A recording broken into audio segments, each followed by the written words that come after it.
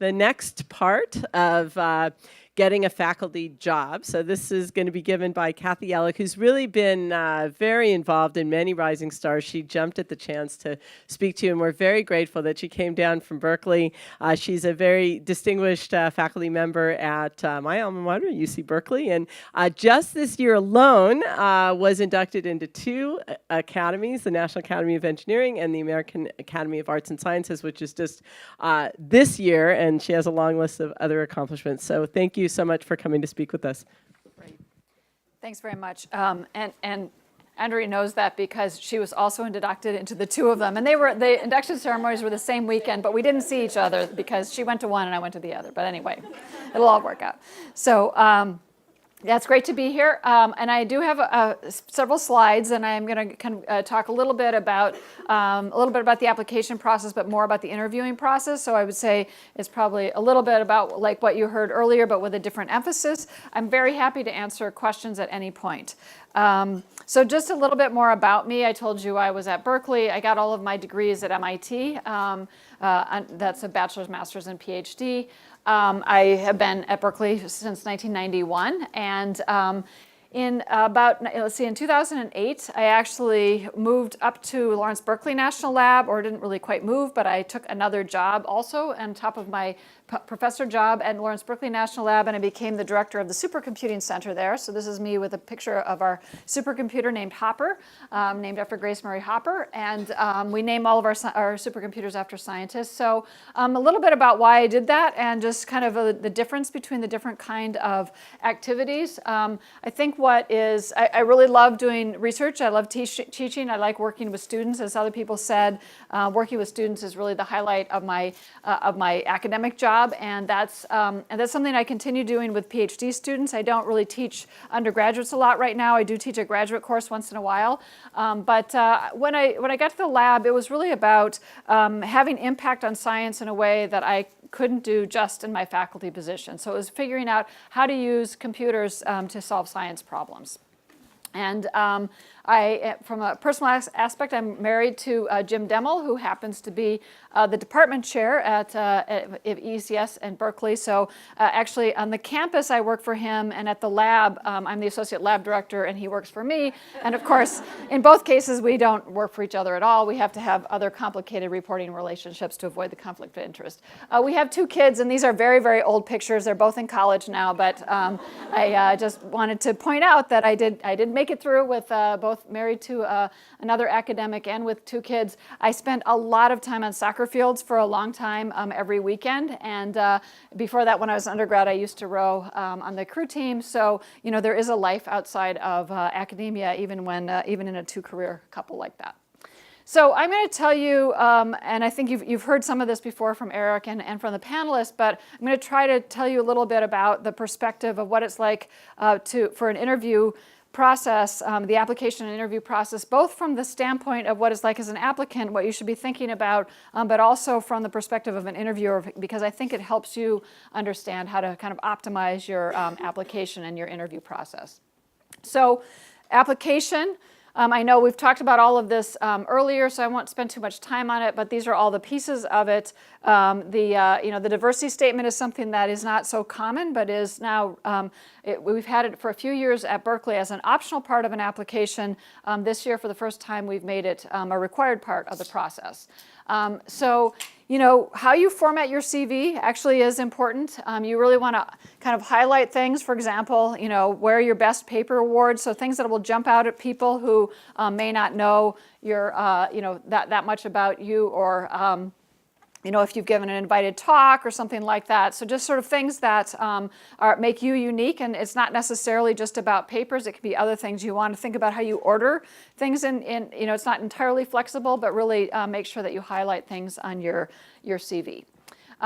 When you're writing your research statement, you can put in references to the papers in some way that makes it easy for people to go and find the paper that you're referring to when you're talking about some particular piece of research. So they don't have to go through and figure out, well, what is that paper? Because I can tell you now that we all have Google search. A very common thing to do when you're reading an application is go into Google Scholar and type in the name of the article or whatever and look it up, and actually even not necessarily read the whole paper, but to read the abstract and to get a sense, something about it. So make it easy for people to link together your publications with your research statement.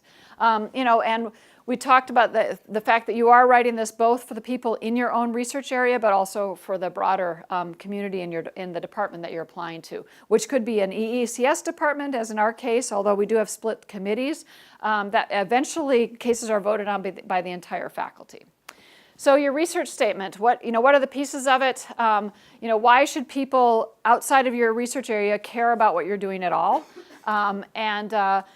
What is the kind of concrete things about what you've done, so the evidence about your research contributions, your papers and awards and things like that.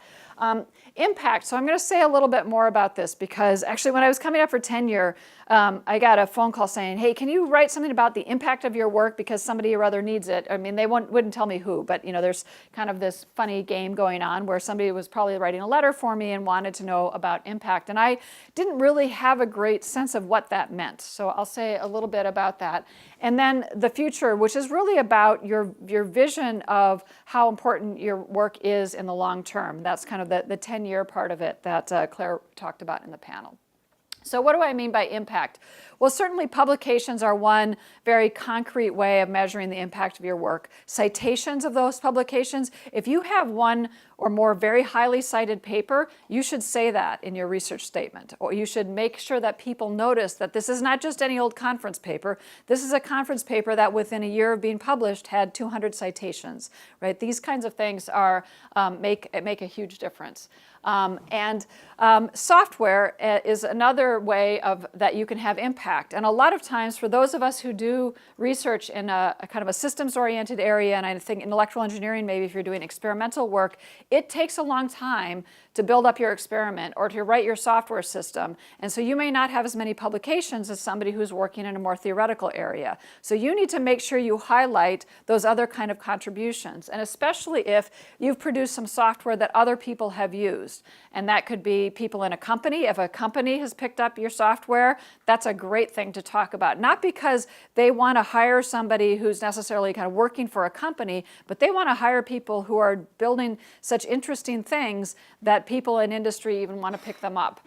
Or people want to use them in other research fields. So for those of us who work in an interdisciplinary field, you have, for example, so I've been working for my entire career on this class of programming languages in one way or another for high performance computing called global address space languages, which allow you to take a big, huge parallel machine, and basically any processor can directly read and write memory anywhere across the system. So recently, as in 5 years ago or so, I realized there was a problem in genomic analysis that seemed like it would be really great to write in this language. And so that's part of what excites me about working on these scientific problems, is it's not just about, oh, I built this compiler and we proved these things about how you can make the code go fast or how you can compile this code more efficiently or analyze these parallel programs. It's about now we can use this to, for example, analyze a human genome in 4 minutes. And that can be transformational for people in a different field. So you want to talk about other people that may be using your software, or field impact that might go outside of your direct research area, either within kind of the broader area of EECS, or outside to science or to society or many other or to businesses or industry or whatever.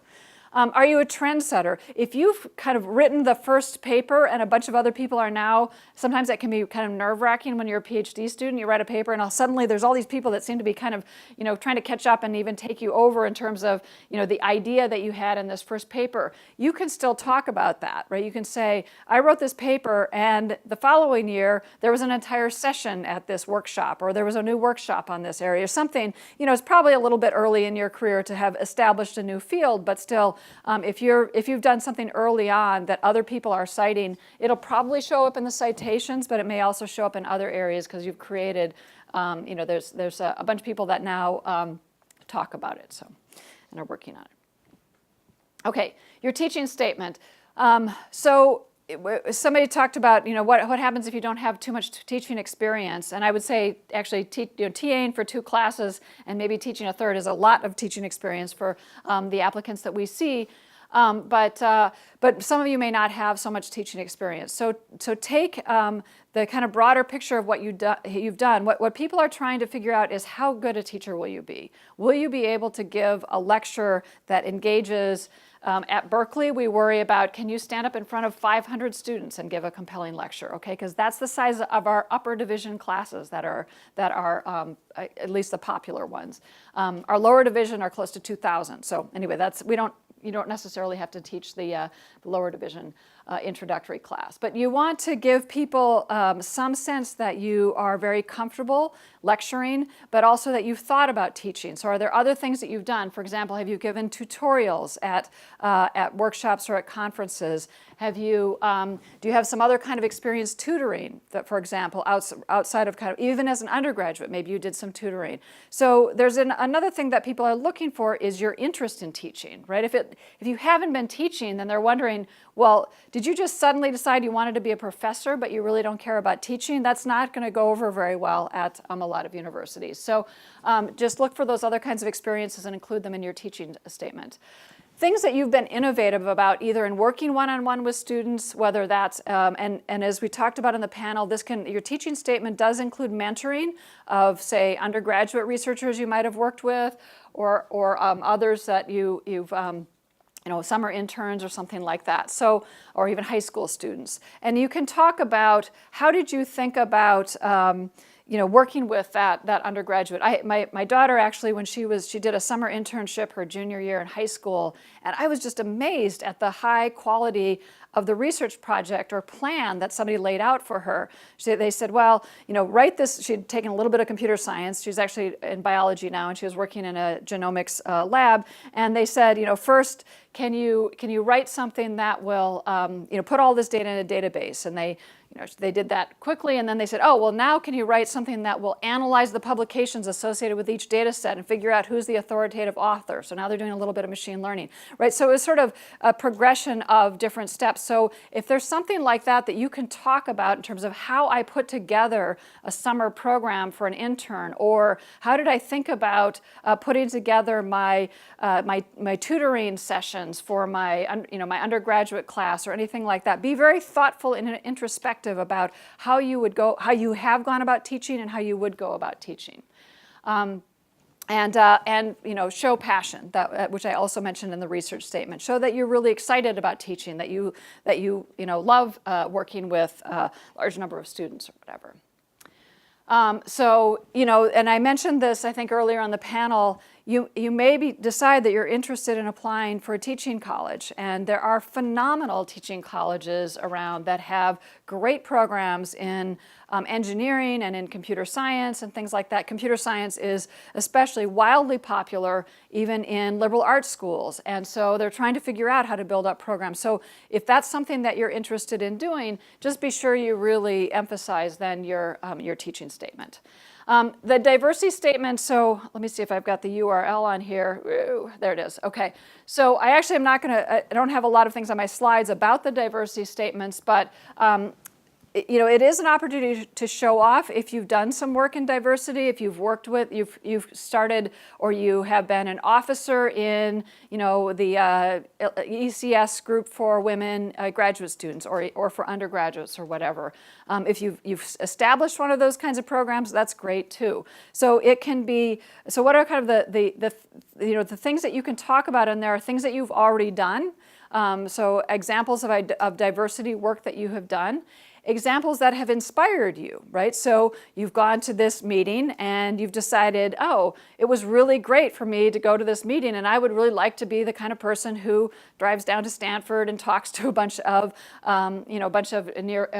soon to graduate or recent graduates in computer science. So think about things that you might like to do, and I kind of divide my own diversity work into 2 categories. One is what I'm doing right now, which is partly just being a role model, right? Standing up in front of you and talking as a woman in computer science or in electrical engineering and computer science, and A man could give this talk just as well, but I think there is a reason why it's useful to have women that stand up and do these kinds of things. And so some of what I do is just be a role model, and that's something that you are uniquely qualified to do. A lot of what we're asked to do in diversity is, mentoring and encouraging and promoting and things like that. That can be done by anybody. In fact, and sometimes it's even more effective if it's done by other people. So anyway, there's different kinds of diversity activities that you can think about.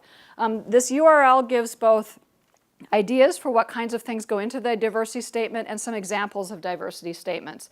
And as with the teaching, you should think about sort of what is your perspective and what is exciting to you about trying to help to make our field a more diverse field. Why is it important to you, or why do you think it's important to the field in terms of diversity of thought as well as other kinds of diversity? Okay, so the letters, we covered this pretty well in the panel. Oh, but I'll just say my advisor, John Gatteg at MIT, said, I was trying to figure out, well, you got me this job or something. He said, no. He said, my letter will get you in the door to interview. Everything that happens after that is basically up to you. So the letters, they do come back later when you're putting together a case to hire somebody, but basically at that point the faculty have decided to hire you, and they're just using the letters as evidence to convince the rest of the university that they should hire you. So I think I said this before, make it really easy for the letter writers. Provide them with all the information, tell them a list of all the places you're applying.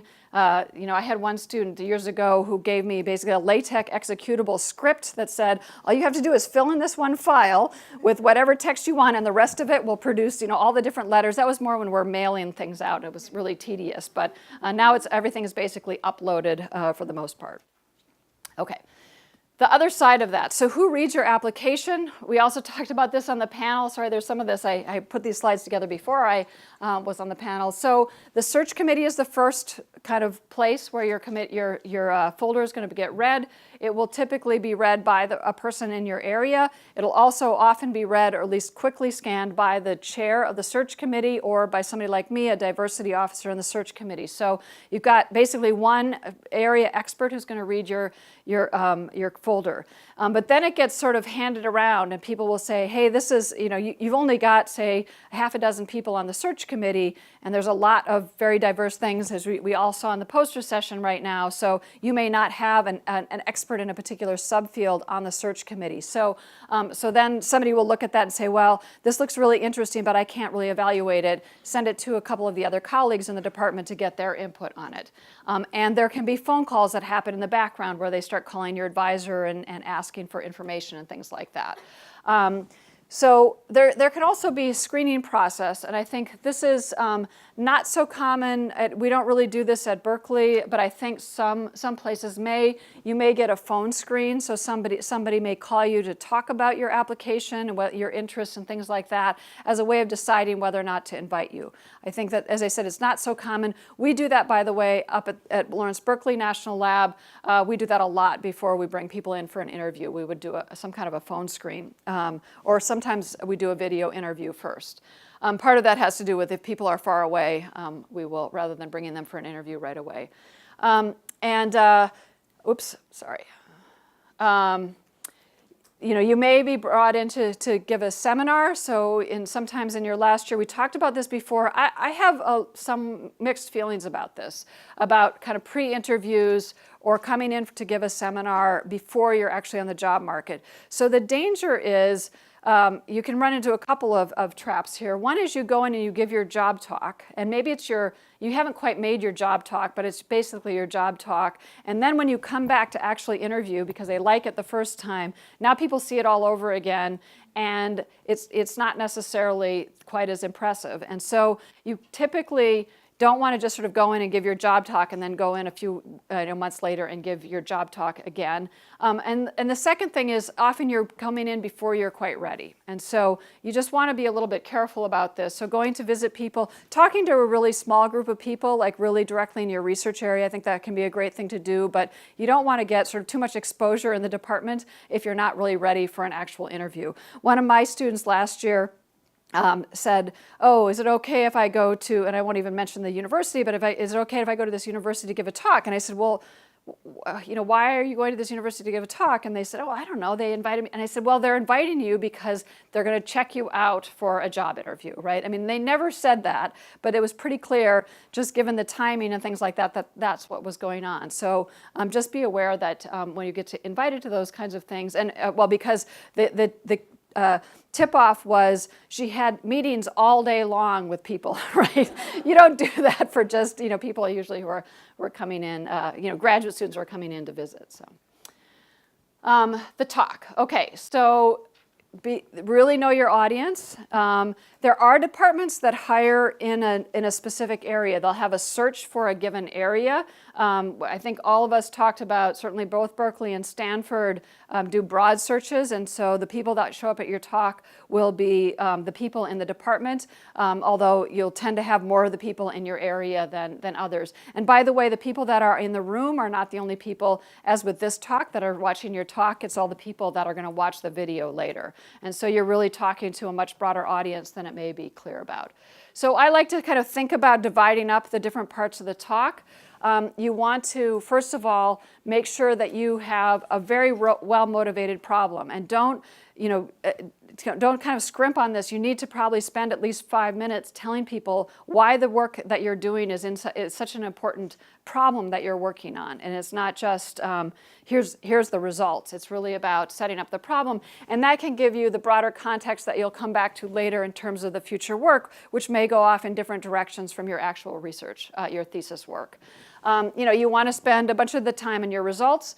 And that should be accessible, though, to anybody in, at least any, say, computer science professor if you're interviewing in computer science, or any E professor if you're interviewing in electrical engineering. And then you can have about 20%, maybe even a little bit less of the talk where you really go in depth and everybody says, wow, she's really smart. I don't know what she was talking about. She seems really smart. But anyway, so that's kind of that piece of it. But you do not want to spend much time. I mean, 20% is probably a little bit high even. You want to spend some time doing that because that will kind of convince the broader community also that that you're a T, right? That you've got some depth, that you're not going to talk about all the math behind this, but really there is a lot of math, and you've proven lots of theorems or whatever, that you're really an expert in this field. And then a little bit at the end on the future. Okay, so that's kind of what I would think about in terms of just ways of thinking about the different parts of your talk. I've seen people actually come and give job talks where they were clearly reading it. That doesn't go over very well. Or even if they've memorized it, and it was pretty clear, I think most of you had memorized or pretty clearly figured out what you were going to say in your elevator talks, that's a great idea. And actually, what my advisor told me, which I think is very good advice, is memorize what you're going to say on the very first slide, and maybe even the transition into the second slide, and probably memorize what you're going to say on the very last slide, because those can be sometimes sort of awkward, like how do you end the talk or how do you start the talk? So, memorize a little bit of what you're going to say at the ends of your talk, but you don't want it to sound completely rote, kind of rehearsed in the middle of the talk. You should be able to also answer questions that come up and not get flustered by that. But yeah, you want to sort of you're really certain about kind of how you're going to start. I think that helps to be less nervous too, if you do have a tendency to be nervous when you're speaking. So there can be other kind of talks. So Berkeley, I don't know, we're just innovating in the whole process, I guess, of interviewing faculty candidates. So we have a second talk called the Chalk Talk. And the Chalk Talk, or the Vision Talk as it's called, typically is for a smaller group of faculty. Everybody is invited to it. No graduate students or others outside of the faculty are invited to it. And it might only be about a dozen people in the room. And that talk is supposed to be you really talking more about your research plans and what's exciting about them. And it can kind of go in all different directions depending on who's in the audience and what kinds of questions they're asked. So you want to think about, this is where your vision thing really has to come into it, kind of set up where do you think the field is going, and what do you think are the most important problems to work on. It gives people a sense of what kind of short-term projects you might give graduate students, but why you're really excited about working in that field, or if you're going to go in a slightly different direction, why you want to go in that different direction. So let's see. I guess was the other thing I was going to say is don't be don't feel badly if you get questions. Don't get flustered by the questions that you get at the end of your talk, and or even in the middle of your talk. And there can be very aggressive people asking questions. And one of them that is very memorable to me was I was giving my job talk, and I guess I didn't mention I met my husband at Berkeley. He actually came the semester after, or I came the semester after he got there. But he had actually graduated from Berkeley. So when I'm giving my job talk, I haven't met him, and actually he wasn't there because he was still at his previous job, but there was this person in the back of the room, and I was talking about parallel computing, and I was doing stuff about theorem proving and symbolic computation and how you parallelize this, and somebody in the back of the room asked the question and said, well, what about floating point? And I said, well, that sounds like a really interesting question. I'd be happy to talk to you, but I haven't really thought about it in any detail. So that's kind of the your free card. You can't play it too many times, but that's sort of the way to get out of it. It turns out he's my academic grandfather now, so he was my husband's thesis advisor, and I think there was sort of a sigh of relief in the room when I said that, because he was notorious for kind of asking people really, really hard questions. If I had pretended that I knew something about floating point arithmetic just to kind of get through the question, it probably would have gone off in some other bizarre direction. So anyway, fortunately, sometimes you need to use that. Sometimes you'll get a really persistent questioner. Hopefully you'll have people that will also try to kind of keep them under control, but it's fine at some point to say, that's really great discussion. Let's talk about it later. I'd be happy to meet with you or whatever. Okay. So let's see.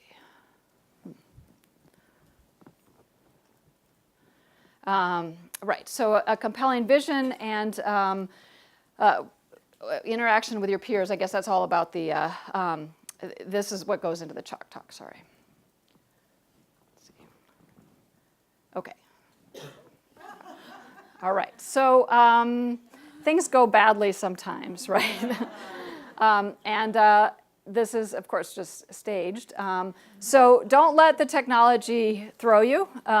Actually, a couple of years ago, I was asked to give a talk at an invited talk, and it was in a big, huge hotel room, and the power went out. Okay, so they said, can you give your talk without the power? And I said, well, okay, so question one, can I give my talk without my slides? And I actually am kind of PowerPoint is definitely a crutch for me. I'm not somebody who likes to stand up and extemporaneously speak. There are people that do that, but that's not really me. But I said, well, if I close my laptop right now, it'll probably have enough power to get through the talk. So at least I would have my slides. And then the lights in the room were kind of dim because they were on generator power and stuff like that. And I found that it actually was really fun to give a talk kind of in the semi-dark where everybody's listening to you because their laptops weren't, and their phones weren't working because the cell, and all that kind of stuff. So anyway, it was actually really great. But the point is, things go badly, and actually that same student I mentioned who had gone off to a university last year, I think they couldn't get her laptop to talk to the projector. She ended up giving her talk partly on the whiteboard and partly, later when they finally got the slides to work. So don't take responsibility for their broken technology, right? Don't get nervous because their technology in the room doesn't work. Their projector is broken, the light is broken. It's not your problem. So just be calm and say, I can either tell you a little bit about what I'm going to talk about, I can give you the context for what I'm doing, I can give this talk without my slides if I have to, or at least without projecting my slides, but don't, and if you don't feel like you can because you really have to have your slides, then, you just have to adapt to your situation. But, these kinds of technology things are not that uncommon. People often have problems with it. And the worst thing you can do, by the way, is apologize with every slide or something if they get messed up. So don't apologize profusely for something that's not your fault. I went to give a talk in China recently, and they wanted, as with here, they said, please send your slides in advance. So I sent my slides in advance, and it was a very short talk, and the fonts just completely scrambled. And so here I am giving what I thought, oh, this is a nice talk, and there's just like text, all over the slides. And I thought, well, I apologized once, and then I just said, you know what, I'm going to give my talk and kind of pretend the slides aren't there, because what am I going to say? That's just, it is the way it is. So don't worry about their technology. Answer the questions with confidence. I gave you one example of this, of the sort of I'm not familiar with that, but I'm happy to discuss it later. You can use that once or twice, maybe once in each one of your talks if you have to. Don't engage in a debate. So if somebody is really questioning, the assumptions that you've made or questioning even your results somehow. Just try to take the conversation offline. I mean, you certainly answer their questions to the best that you can, but if they are really persistent, then just try to take it away. Okay. And if you don't feel confident, just pretend you're confident, okay? Because that is a really important skill to have too. Okay, what to wear. So I think the most important thing, and I'll only say a couple things about this, is wear something that makes you feel confident. If you look around the people in this room, we are dressed really differently, all of you are dressed really differently, and everybody looks professional and everything is fine, right? So you just have to feel confident in what you're wearing. So don't wear a suit because somebody says, oh, it's an interview, you should wear a suit. When you're interviewing for an academic job, people do not expect you to necessarily show up in a suit. They do expect you to look respectful, but they don't necessarily expect you to wear a suit. I like wearing jackets, but even that is not necessarily required. So anything that you feel comfortable and confident in is fine. Beware that the airlines can lose your clothes, okay? So in my own experience of this, when I was on the job market, and the fact that I still remember this, 25 or whatever years later, it tells you how traumatic it was. I flew into Pittsburgh to give an interview at Carnegie Mellon. It was a Sunday evening. The stores were not open, and the airlines lost my luggage. And I was like, what am I going to do? I'm going to show up at this job interview. And at that point, I felt like I was supposed to be wearing a suit. That was a long time ago. But anyway, fortunately, the airline did eventually deliver my luggage to the hotel room. But I heard about a story of somebody who was on the job market the same year the airline lost their luggage. And rather than just showing up in their jeans and a T-shirt, they showed up in their cutoffs and their suit jacket, which they happened to have carried with them. So this is a guy who was carrying it with them on the plane. So that was a bad decision, right? People thought this person is just kind of weird, right? So, you can get by with, I'm sorry I'm dressed in my shorts and T-shirt, but the airline lost my baggage. But they don't expect you to make weird decisions based on the airlines. So the other thing is probably just don't wear cutoffs and a old grungy T-shirt on a plane when you're going to a job interview. Make sure that you can kind of get by. Or if you've got, I've even had my luggage lost one time when it was a carry-on, but I didn't make it onto the plane. Sometimes the last few people, right? I didn't have very high flight status at that point, and so they took my bag, they checked it, and then they lost it. Okay, so that you do need to make sure you can sort of show up at the interview and not be embarrassed. Okay. One-on-one meetings. I think we focus a lot more on the job talk because people get nervous about public speaking and things like that, but the one-on-one interviews are incredibly important. And there's a bunch of standard questions that you're going to get, and you should be prepared for them. So what are the standard questions? I missed your talk. Can you give it to me in the next 1 minute or the next 10 minutes or whatever they're sort of willing to tolerate?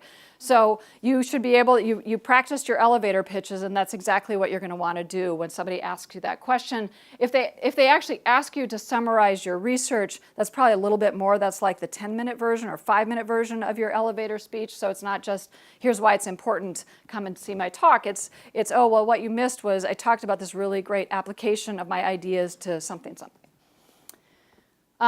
What do you plan to do next, right? So this is a completely standard question, and you want to think about how are you going to answer that, and maybe it depends on the university that you're at. So this is where you would really be interested in working with this professor or that professor as colleagues because you think there are great connections between your fields, something like that. What could you teach? So you do want to look at their classes, Claire said maybe even you want to put it into your teaching statement, but if you haven't done that, once you get an interview, you want to make sure that you have some sense of what that department is like. Is it an ECS department? Is it a CS department, an EE department? Are they kind of on the physical, kind of applied physics side, or are they very much, there's ECE departments. I mean, there's things that are kind of all over the spectrum, and you have to have a sense of what kind of classes they teach. And often, by the way, some universities will have multiple EECS type departments around, right? They'll have both a CS, an ECE, and an EE, and then they'll have some other things, a data science department, or other things, information schools and things like that overlap. So, but think about look at what the kind of classes that they teach in the department in which you're interviewing so you can get a sense of how you would answer that question.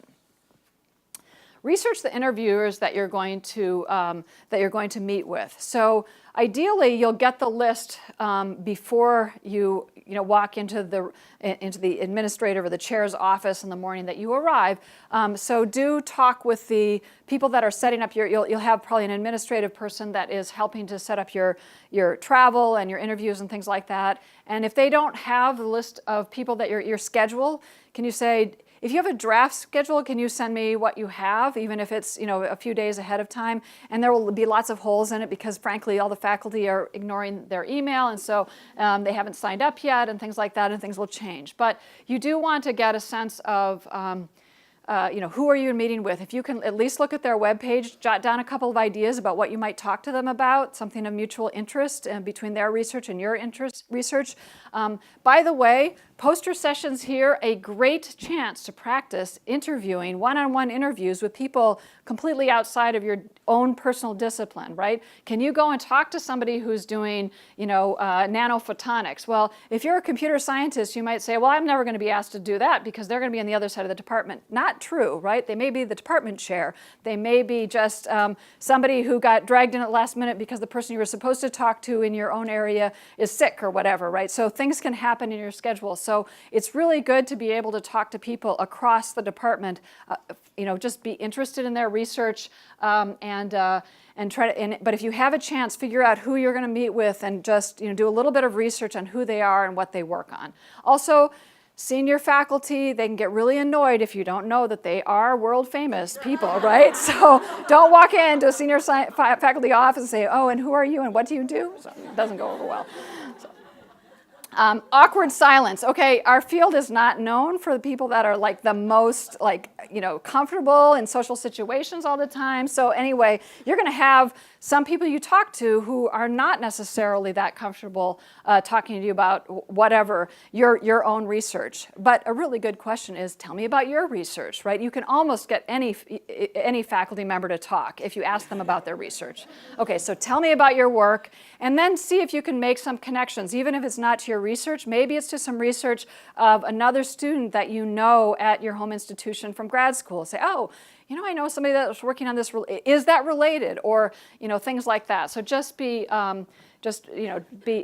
out, kind of be creative about how to get some kind of a conversation going. So,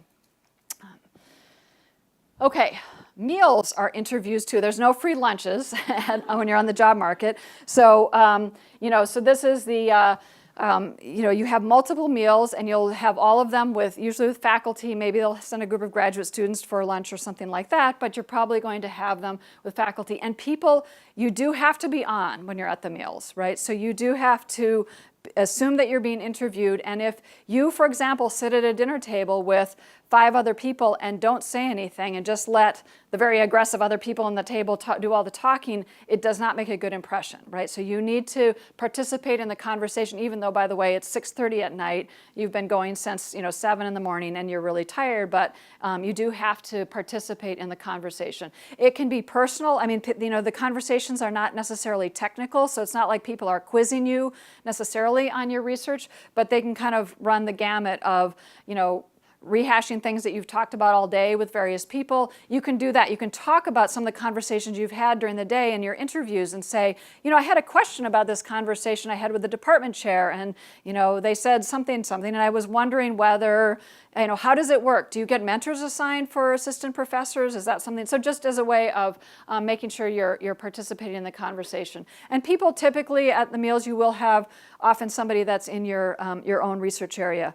I guess that was one of the things I was going to say about the one-on-one interviews. If you do know somebody in the department, or go to your advisor once you've got the list of names and say, what do you know about these people? So you can, or if somebody shows up on your agenda kind of unannounced because, as I said, somebody got sick and they put another name on it, if there's somebody that you know pretty well, or even the department chair, you could say, can you say something about this person? He or she was not on the original agenda that I saw. So you can ask other people for who they are. So the hidden interviewers. So as if it's not enough that you've got all these faculty in your talk and in your one-on-ones and in all your meals, there's also the fact that there's kind of hidden interviews happening during the day. So the faculty are the ones that officially are making all the hiring decisions in a department. But The administrative staff, I can tell you, if they are really annoyed by you, they will let the faculty know about it. And some of the faculty care and some of them don't care, but you really want to be nice to the administrative assistants. Their jobs, they are working really hard. They're scheduling probably, 10 interviews, and each one has some complication, and somebody is, tells them they have to, change their schedule or whatever for some reason. So be very considerate of the administrative staff that you're talking to during the day, and working with it before and afterwards. Be prepared for the grad student group interview. So something we often do is that we want you to meet a group of grad students. And the purpose of that is, at least ostensibly, to make sure that you get a sense of what kind of graduate students we have. So we'd like to show off our graduate students at Berkeley. So we say, well, why don't you meet a group of our really great graduate students, and then you'll be so impressed that if we decide to make you an offer, that you'll want to come.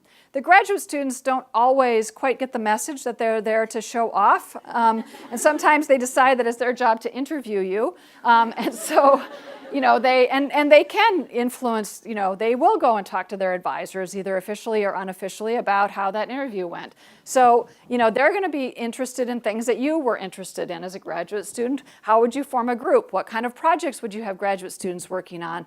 Are there enough projects, different thesis topics in your area? What do you do if people both want to work on the same problem? Things like that. So anyway, just be prepared that you may also meet with graduate students. As I said, I want to emphasize the faculty are ones making the decisions, but these other things can leave an impression on the faculty as well. Okay, this is just a quote that I did put in before we had the earlier panels that I really like. When I was writing my thesis, I was struggling a bit with just sort of the writing process. There's a great author, Annie Dillard, and she wrote a book, a very thin book called The Writing Life. It's about the process of writing. So even though she's written all these other great novels and things, she finds the process somewhat torturous, but she wrote this statement that I'll just read here. There's neither a proportional relationship nor an inverse one between a writer's estimation of a work in progress and its actual quality. The feeling that the work is magnificent and the feeling that it is abominable are both mosquitoes to be repelled, ignored, or killed, but not indulged. Okay, so same thing true of your interview. I can tell you, I got through with my Berkeley interview and I was like, that was horrible. That was terrible. And so I was very surprised then later when I got an offer. And so it wasn't, it's just sort of my perception. It was, I think, my very first interview, which, by the way, if you can schedule things so you don't go to maybe your first choice as your first interview, it's a really good idea. But, these feelings that you have that the interview isn't going well, just ignore them. You're doing fine and you're having a great time meeting all these interesting people. So on the faculty side, what happens? So the search committee has lots and lots of discussions. They have discussions. We have kind of unofficial small group discussions after an interview to say, what do people think about the interview? Then we'll have, we'll collect input from across the department and from the students who have met with you. We have lots and lots of hallway conversations, and then there's official faculty meetings. But anyway, there's a lot of discussions that go on, and this is kind of the sausage-making process of hiring, and it's not necessarily a pretty sight, but we try to hire by consensus, okay? We don't necessarily expect unanimous votes on everything, but we try to have enough discussion that everybody gets to have their say. And remember, as Eric, I think, talked about earlier, the problem is not who is the best candidate kind of on some objective measure, like the smartest person. There are a few people who hire the person, I think they want to hire the smartest person of the group independently of their area. But for the most part, it's this much more complicated thing about, well, this is a really important area. We don't have anybody that looks quite like this, or this person interviewed really well, but it seems like they duplicate some work that we already have represented in the department. So there's all these other considerations. And so there's lots and lots of deliberation, and people have to be able to say what they think. But in the end, we generally make hiring decisions that the entire department then is behind. But I will say I think most frequently asked question by people who are watching this for the first time after you join the department and you watch the hiring process is, how did I ever get hired, right? Because it's just, people are like saying all these things about, negative things about other people and all this kind of stuff. So it's really surprising we ever hire anybody sometimes. So, I think we also talked about some of this before, so I won't spend too much time. So, what are the things that are under your control? Obviously, your own research, the quality of your talk, and things like that.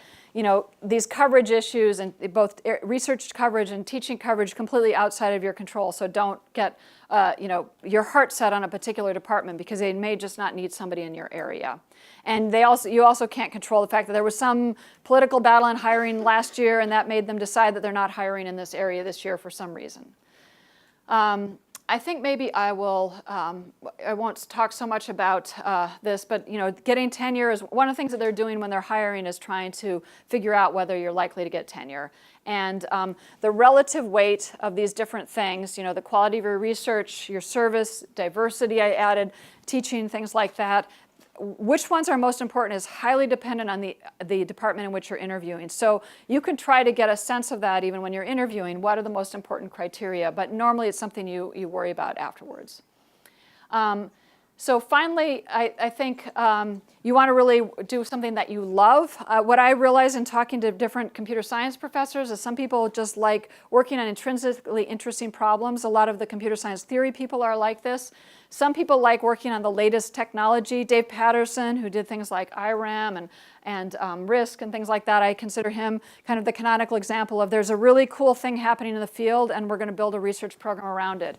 And I would say my interest, which started more up here, is now more in the area of what can I do with computing? Like where are the really great applications? So there's many, many different jobs. And in addition to faculty positions, which have been the focus of most of these discussions, there's great jobs at national labs. You're welcome to talk to me about that.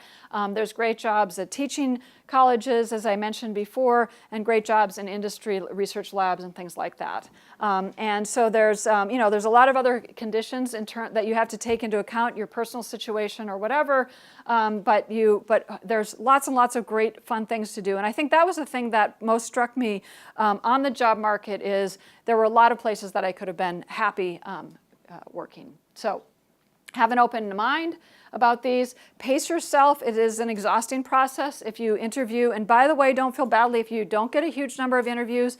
But typically what happens is there's this very uneven distribution where a few people get tons and tons of interviews. And if you're one of those people, you're very lucky. Take advantage of it. Figure out what you need in terms of how well you tolerate the travel, how tightly can you pack it, and so things can be in interviews.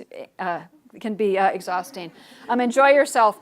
Also, the interviewing is the one time in your career when all these people who would otherwise not necessarily go out of the way to even talk to you are going to talk to you and be interested in what your research is. So take advantage of that.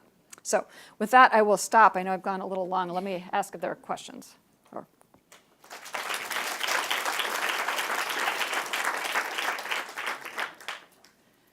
Yes.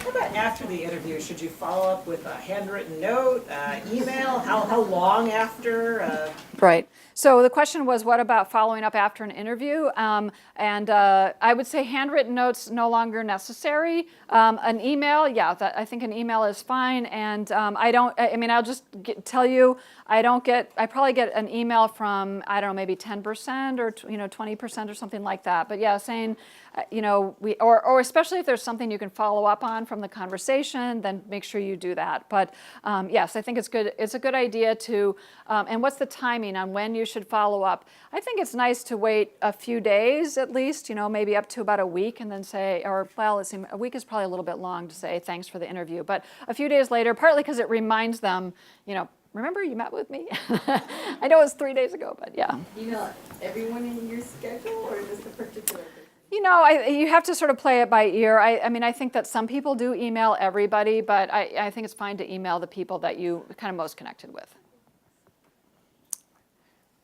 Yes? If you could potentially apply to multiple departments, like maybe material science and electrical engineering, is it bad to apply to both departments at the same university, or should you pick one?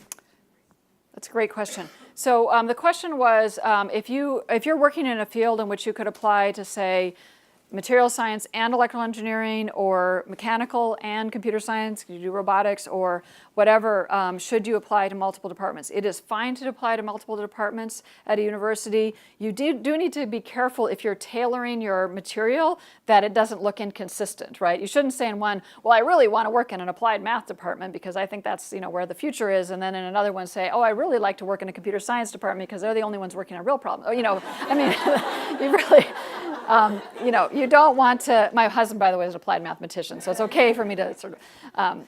Anyway, I think the world of them. So you need to be careful and be aware that they may send your folder out to other people outside of the department, so they can get compared at some point. And they can do that, by the way, even if you only apply to one.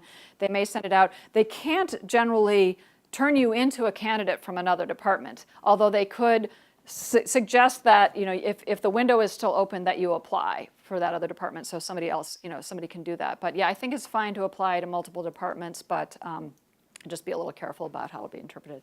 Your teaching statement should be to the department that you're applying to. Right. So the question is about the teaching statement. Yes. So then I mean, you might have to be a little bit careful about. I would feel really excited or comfortable or whatever teaching courses X and Y, or other things, and it may be the same teaching statement, but you would probably want to tailor it a little bit to the department.